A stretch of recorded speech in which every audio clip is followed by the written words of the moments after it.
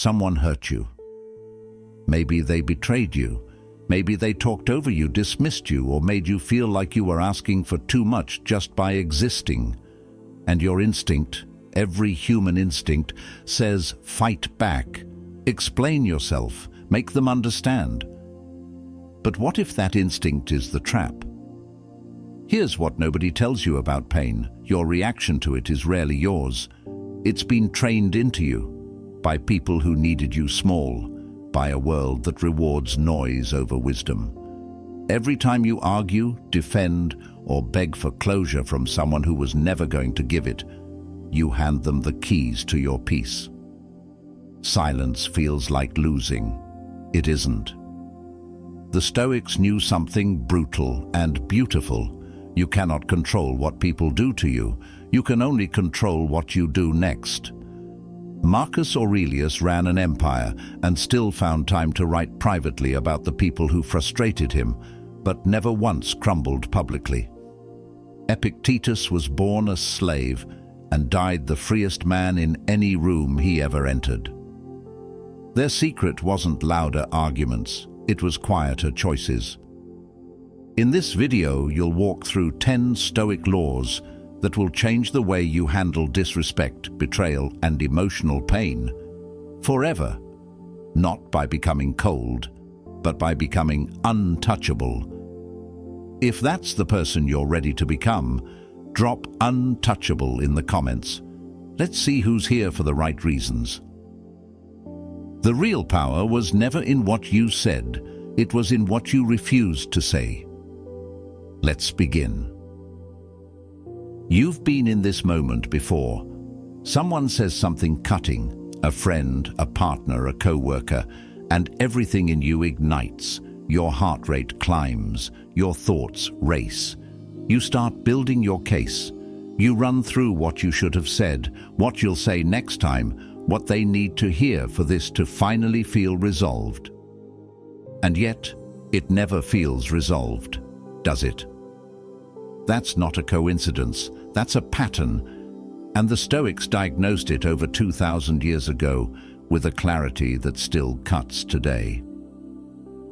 Law 1. Stop explaining yourself to people who've already decided who you are. Epictetus wrote something that sounds almost offensive in its simplicity. If anyone tells you that a certain person speaks ill of you, do not make excuses. Not because your truth doesn't matter, but because explanation offered to a closed mind is energy poured into a sealed container. It goes nowhere. It changes nothing, and it costs you everything. Think about the last time you tried to explain yourself to someone who wasn't really listening, someone who had already written their version of you in permanent ink. You felt it, didn't you? That sinking recognition mid-sentence that your words weren't landing, that you were performing logic for someone who was only watching for weakness. The moment you start explaining, you've already told them two things: that their opinion of you has weight, and that you need them to revise it. Both of those confessions give power away. This is Law 1. You are not on trial. Stop acting like you are. The people who genuinely want to understand you, they don't need a courtroom performance. They ask questions, they listen, they give you the space to be complex. Anyone demanding an explanation as a form of control was never entitled to one. Withdraw the explanation. Watch what shifts. Law 2. Your reaction is their remote control. Here's one of the most uncomfortable truths in Stoic philosophy, and Marcus Aurelius returned to it constantly throughout the Meditations. You cannot be disturbed without your participation. Read that again, slowly. You cannot be disturbed without your participation. When someone provokes you, whether through cruelty, manipulation, or simple ignorance, and you react with visible emotion, you've done something you can't immediately undo. You've shown them the button, and people who want leverage over you will press that button again and again, not always out of malice, sometimes simply because it works. Seneca wrote, "We suffer more in imagination than in reality." Most of what consumes you, the replayed arguments, the imagined confrontations, the things you should have said, exists almost entirely in your own mind, long after the other person has moved on and forgotten the exchange entirely. You are in a battle they've already left. You are fighting a war inside your own skull. The Stoic answer isn't to suppress your emotions. It's to create a space, however small, between the trigger and your response. Viktor Frankl, though not a Stoic, echoed this principle from a concentration camp. In that space lies your freedom. When you stop reacting on command, you stop being controllable. It's not coldness, it's sovereignty. Your emotions are yours, not theirs to trigger, not theirs to weaponize. Law 2. Take back the remote. The next time someone reaches for your buttons, let the signal find nothing. There's a cost to every reaction you didn't choose consciously, not just socially, though there is that too. The deeper cost is internal. It's what happens to your clarity, your time, your sense of self, every time you let someone else dictate the emotional weather inside your mind. Let's go deeper. Law 3. Silence is not weakness. It's a language only the wise understand. The world has sold you a lie that speaking up, pushing back, and making yourself heard is always the stronger move. And sometimes it is. But the Stoics understood something more nuanced, that silence, chosen deliberately, communicates something that no argument ever can. When Marcus Aurelius faced betrayal from generals he trusted, from senators who smiled to his face and schemed behind it, he didn't erupt. He didn't issue public condemnations. He continued. He governed. He wrote in private journals that were never meant to be read. His silence wasn't absence. It was a wall they couldn't scale. It was a dignity they couldn't touch. Chosen silence says, "Your behavior does not define my worth." It says, "I am not available for this exchange." It says more than a rebuttal ever could, precisely because it refuses to play the game on their terms. Here's what people rarely consider. When you go quiet after being wronged, the other person is left alone with what they did. There's no argument to win, no emotion to exploit, no reaction to validate their behavior, just them. And the silence. It is, in its own way, the most powerful response available to you. Law 3. The next time you feel the pull to argue, to defend, to make someone understand, pause. Ask yourself, am I speaking to change something, or am I just trying to feel less powerless? If it's the latter, silence will serve you better than any sentence you could construct. Law 4. Let go without needing closure, because closure is a story. You tell yourself. This one is difficult, perhaps the most difficult of all the laws, because the need for closure feels so legitimate. It feels like healing. It feels like the responsible, emotionally mature thing to seek. You want them to admit what they did. You want a final conversation that ties the wound neatly shut. You want to walk away feeling understood. But Stoicism asks a harder question. What if understanding isn't theirs to give? Epictetus taught that we must distinguish between what is up to us and what is not. The other person's acknowledgement of your pain, their apology, their admission, their willingness to see what they did, is never fully up to you. And when you make your healing contingent on something outside your control, you hand the timeline of your own recovery to the person who hurt you. Closure is not a conversation, it's a decision.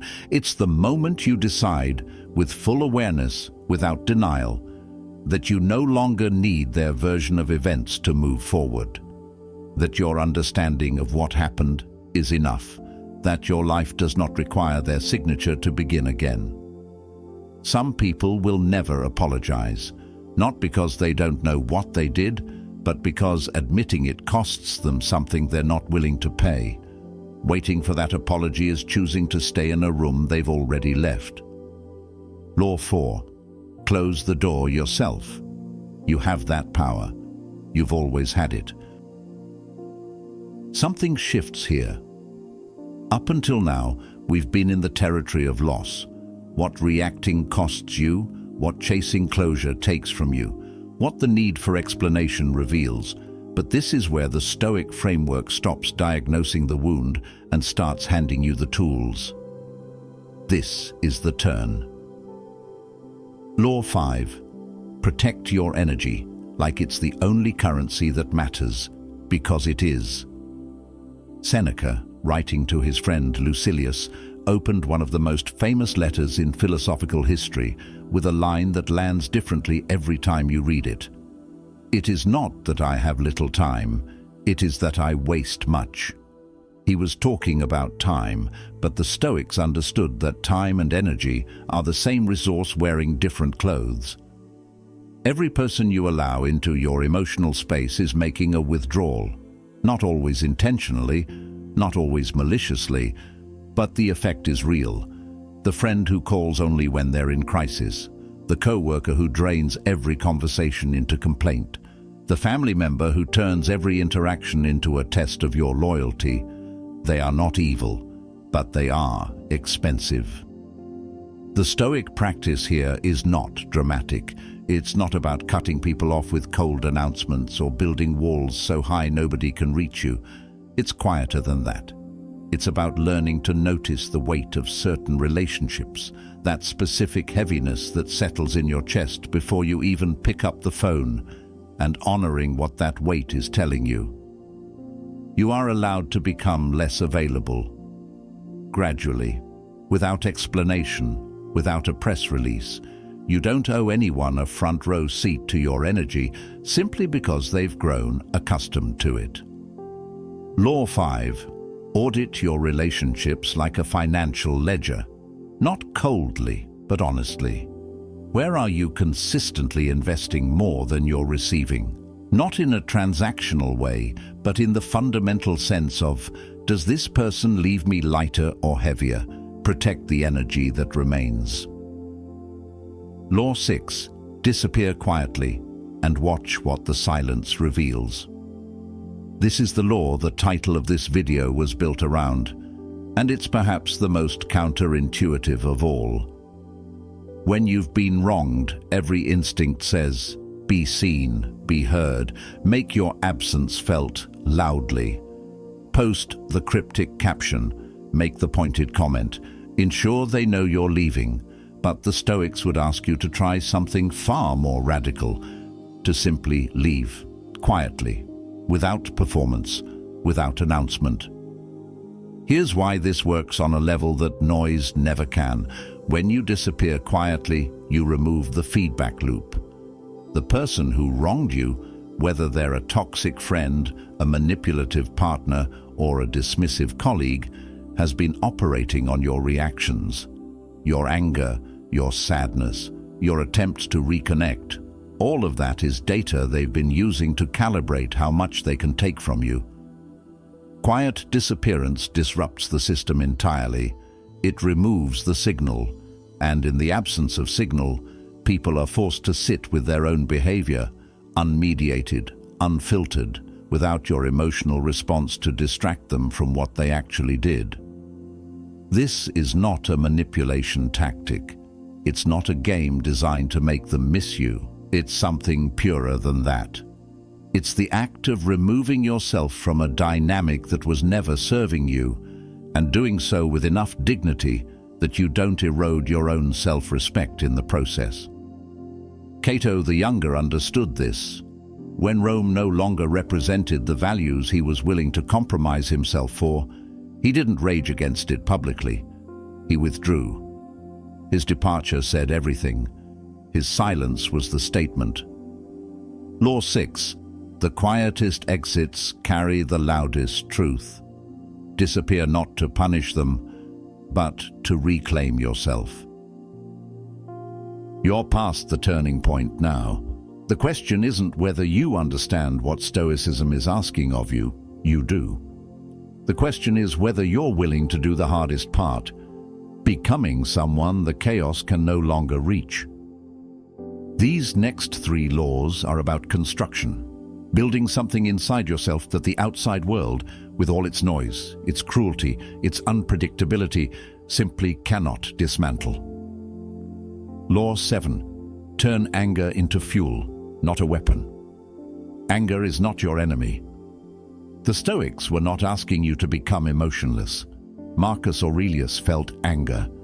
Seneca wrote extensively about it, an entire essay, De Ira, on anger, not because anger was foreign to him, but because he understood its extraordinary power and its extraordinary danger. Here's the distinction the Stoics drew. Anger as information is useful.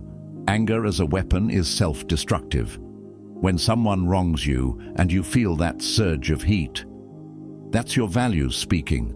That's your soul flagging a violation. That information matters. But the moment you weaponize that anger, the moment you throw it outward in reaction, you burn through the very fuel that could have moved you forward. Every person who has ever built something meaningful from a place of pain understood this intuitively. They took what was done to them and they converted it, not suppressed it, not denied it, converted it into work, into discipline, into the quiet, relentless energy of someone who decided that the best answer to what happened to them was becoming undeniable. Law 7. The next time anger arrives, don't ask how to get rid of it. Ask, what is this trying to build in me? Law 8. Stop seeking validation from the wrong audience. Epictetus was ruthlessly clear on this point. Most of your suffering comes not from what people do to you, but from your relationship with their opinion of you. You have handed certain people who may not deserve it, people who may actively wish you harm, the power to define your worth, and every morning you wake up and check whether they still approve of you. You re-sign that contract. The Stoic practice is to shrink the audience whose opinion genuinely matters, not to zero. We are social creatures, and the Stoics knew this, but to a size that reflects reality. The people who have watched you closely, loved you honestly, and told you hard truths with care, their feedback is worth something. Everyone else is commentary on a play they haven't read. Here's what changes when you stop seeking validation from the wrong audience. You stop performing your life. You stop making decisions based on how they'll land on people who were never rooting for you. You start moving through the world with a quieter, stranger confidence, the kind that doesn't need a crowd. Law 8. Ask yourself today, whose approval am I still chasing, and what have they done to deserve that much power over me? Law 9. Master the art of indifference to what you cannot change. This is perhaps the most purely Stoic law in this entire list, the one closest to the beating heart of the philosophy itself. Epictetus called it the dichotomy of control. Marcus Aurelius returned to it relentlessly. Seneca built his entire approach to time around it. There are things within your control, your choices, your attention, your response, your values, your effort. There are things outside your control, other people's behavior, their choices, their feelings about you, the past, the weather of the world. The Stoics weren't asking you to be indifferent to life. They were asking you to direct your care, your concern, your energy, precisely, like a laser, not a floodlight. When you spend yourself worrying about the things you cannot change, you leave nothing for the things you can. Someone betrayed you. You cannot change that. What you can change is what you do with the days that follow. Law 9. Stop fighting the river, learn its direction, and decide where you want to swim. We've arrived at the final law, and this one is different from the others. The previous 9 were about managing, navigating, protecting. This one is about transformation. It's about what happens when you take everything that was meant to diminish you. The betrayal, the disrespect, the silence from people who should have shown up, and you allow it to change you not into someone bitter, but someone forged. Law 10. Let pain be the teacher, not the sentence. The Stoics had a concept they returned to across every school of thought, every letter, every private journal. Amor fati, a phrase made famous later by Nietzsche, but rooted deeply in Stoic practice. It translates roughly as love of fate, not passive acceptance, not gritted teeth endurance, something bolder than both. An active embrace of everything that has happened to you, including the worst of it, as the very material from which your character is being built. Marcus Aurelius wrote, "The impediment to action advances action. What stands in the way becomes the way."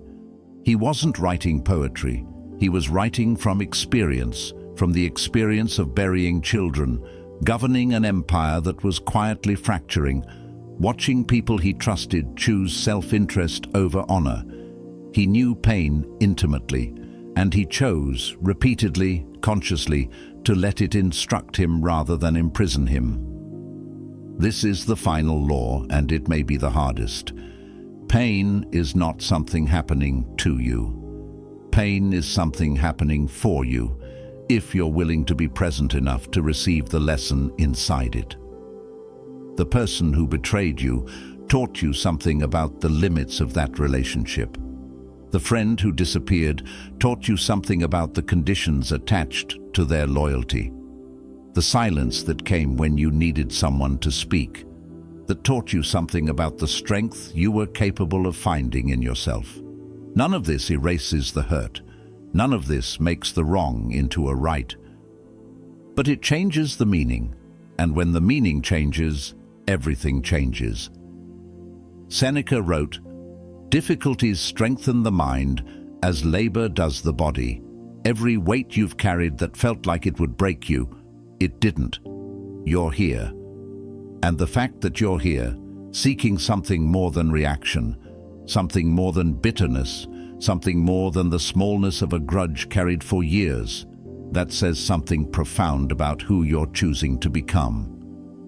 This is what the Stoics were always pointing toward. Not a life without pain, not a life without betrayal or loss, or the particular ache of being misunderstood by people you loved, but a life in which you are larger than your circumstances.